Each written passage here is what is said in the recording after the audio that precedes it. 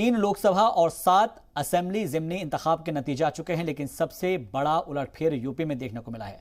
नतीजों के मुताबिक आजम खान का गढ़ समझे जाने वाले रामपुर में बीजेपी ने जीत हासिल की है, जबकि समाजवादी पार्टी का किला समझे जाने वाला आजमगढ़ की सीट भी उनके हाथ से फिसल गई है। देखिए रिपोर्ट। यूपी ज़िमनी इंतखाब में बड़ा उलटफेर। अखिलेश आजम की सीट पर बीजेपी का कब्जा। अक़लियतों की नाराजगी बनी हार की वजह। अखिलेश का मैदान में नहीं उतरना रहा जिम्मेदार, या कारगर हुई सीएम योगी की हिकमत अमली। यूपी में लोकसभा की 2 सीटों के नतीजों ने यह साबित कर दिया है कि रियासत में सीएम योगी का दबदबा बरकरार है। ज़िमनी इंतखाब के नतीजों के मुताबिक आजम खान का गढ़ समझे जाने वाले रामपुर में बीजेपी ने बड़ी जीत हासिल की है। हालांकि इस जीत को समाजवादी पार्टी हुकूमत की धांधली का नतीजा बता रही है, जबकि सीएम योगी आदित्यनाथ ने इसे आम इंतखाबात 2024 के कामयाबी की शुरुआत बताई। ये दोनों चुनौतीपूर्ण लड़ाई को भारतीय जनता पार्टी ने जीत में बदल करके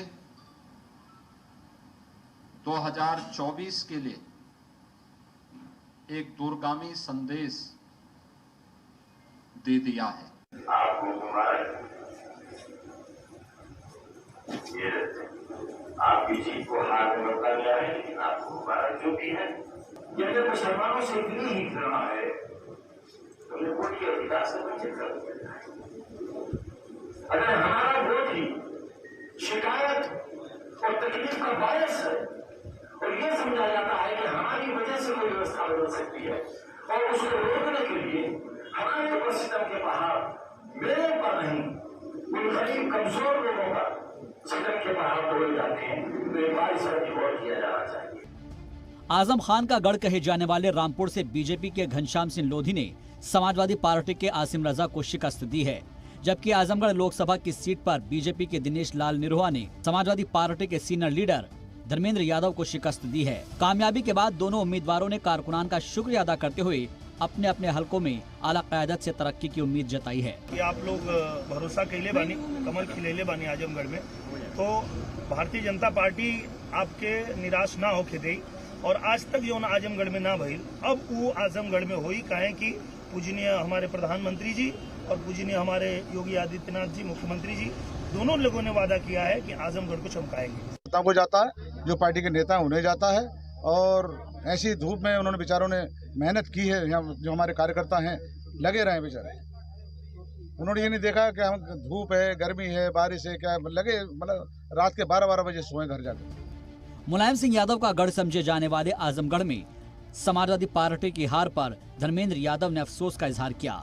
उन्होंने कहा कि इस बार वे भले ही समाजवादी पार्टी की रवायत को बरकरार नहीं रख पाए हों, लेकिन 2024 में यही हकीकत पर मोहर लगाने को मजबूर होंगे। आजमगढ़ के लोगों के बीच कहना चाहता हूँ, मुझे अफसोस इस बात का जरूर है कि ऑलरेडी नेताजी की बनाई हुई परंपरा को अभी कायम नहीं रख पाए, लेकिन 24 आते आते आजमगढ़ के लोग ही इस बात का जवाब समाजवादी पार्टी को एक बार फिर से जिता के देने वाले हैं। दोनों लोकसभा सीटों पर सबसे ज्यादा निगाहें अक़लियती समाज के वोट पर रहीं। रामपुर में जहां समाजवादी पार्टी वोटर्स को डराने का इल्जाम लगाती रही, तो वहीं आजमगढ़ में बीएसपी उम्मीदवार शाह आलम उर्फ गुड्डू जमाली की कड़ी टक्कर को वजह माना जा रहा है। इस मामले पर एसपी उम्मीदवार धर्मेंद्र यादव ने भी माना कि वे अक़लियतों को समझाने में नाकाम रहे, जबकि गुड्डू जमाली ने कहा कि असल लड़ाई तो 2024 में होगी। हम लोगों से शायद हम अपने माइनॉरिटी के भाइयों को समझाने में असफल हुए, प्रयास बहुत किया, असफल हुए, लेकिन मैं आज उम्मीद करता हूँ इस परिणाम के बाद शायद हमारे माइनॉरिटी के साथियों के, भाइयों की, बहनों की जरूर आंख खुलेगी कि आखिर ये बहुजन समाज पार्टी जिन उम्मीदवार के साथ जिस तरह से चुनाव लड़ रही थी उसका रीजन क्या था। ऐसा लगता है कि हमारे प्रयासों में अपनी बात को पहुंचाने में सफल नहीं हो पाए। ठीक है, कोशिश करेंगे 2024 में देखेंगे। मैं किसी को फायदा या नुकसान के लिए, मेरा अपना जनादेश है। मैं 10-20-50 हज़ार की एमपी के इलेक्शन में हार जीत को आप ये मानेंगे कि मैं डमी कर लेंगे। मकामी लोग इससे नाराज दिखे, जबकि एसपी के इत्तेहाद में शामिल रहे कुछ लीडरान इसके लिए खुद अखिलेश को जिम्मेदार बता रहे हैं। ब्यूरो रिपोर्ट, जी मीडिया।